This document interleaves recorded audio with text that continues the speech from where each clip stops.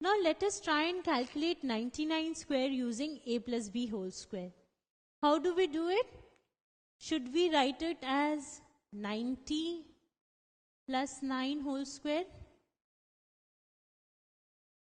Now we see that if we write it as 90 plus 9 whole square, we have to calculate 90 square and 9 square, which is not very simple. Is there any other way in which we can write it? Yes. 99 can also be written as 100 plus negative 1. So 100 plus negative 1 is 99, and then we can square it. So again I have something in the form of a plus b whole square with much simpler values. It is simpler to calculate the square of 100 and 1 as compared to calculating the square of 90 and 9. So we use these. Now 100 is my a, negative 1 is b. So a square is 100 square, 2ab is 2 into 100 into negative 1, and b square is negative 1 square. So 100 square is 1 and 4 zeros. 2 into 100 into negative 1 becomes minus 200. Negative 1 square is plus 1. So what do we get? We get 9, 8, 0, 1. So this is what we get. From 10,000, we subtract 200, we get 9,800, and then we add 1 to it. So this is 9801. So see how simple this huge calculation has become with the help of this identity. But notice that we have used negative 1 here in place of a positive value. So let us see what happens if we substitute a negative b in place of b in this identity. So if we substitute a negative b, we get a plus, and negative b becomes minus b. A minus b whole square is equal to a square remains a square plus 2a into negative b, it becomes negative 2ab, and negative b whole square. So negative sign is also squared, so it becomes b square. So a minus b square is a square minus 2ab plus b square. So this is another special identity. Let us verify it using expansion. We have a minus b whole square. We can write it as a minus b into a minus b. Again we use the distributive property. So we take this a multiplied with this expression minus b multiplied with this expression.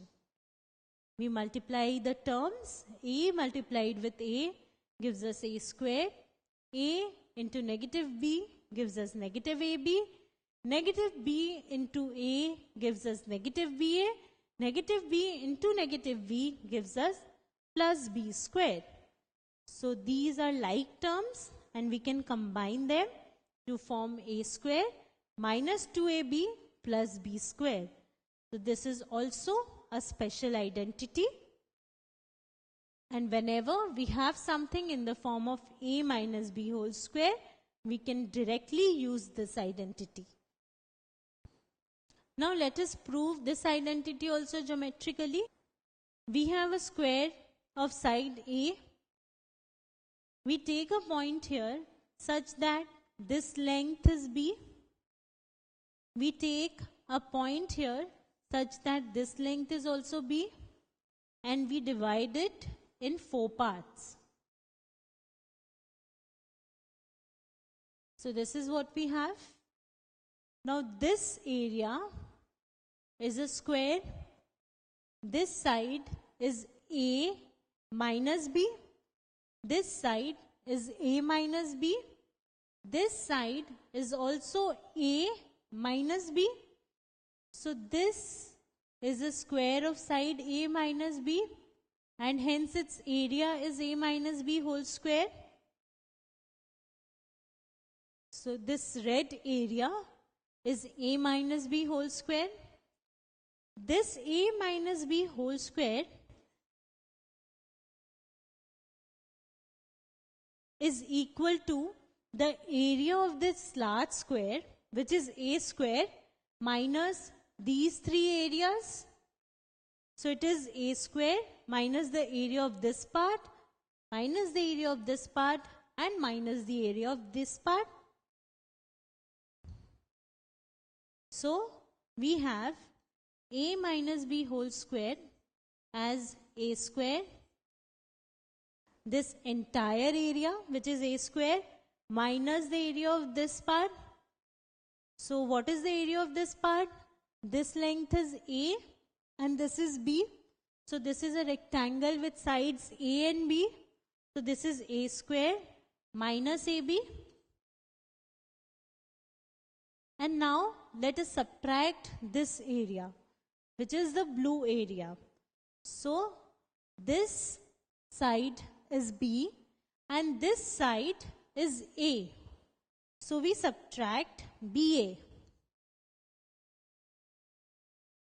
Now we see that we have subtracted this region twice, once with this and once with this. So we have taken the entire area, subtracted this, then subtracted this. So we have subtracted this twice. We need to add it once in order to get this area. What is this area? This is area of a square with side B. So we add B square to it. So we have A square minus 2AB plus B square, because we have combined the like terms. Hence, A minus B whole square is equal to A square minus 2AB plus B square, and we have proved it geometrically as well.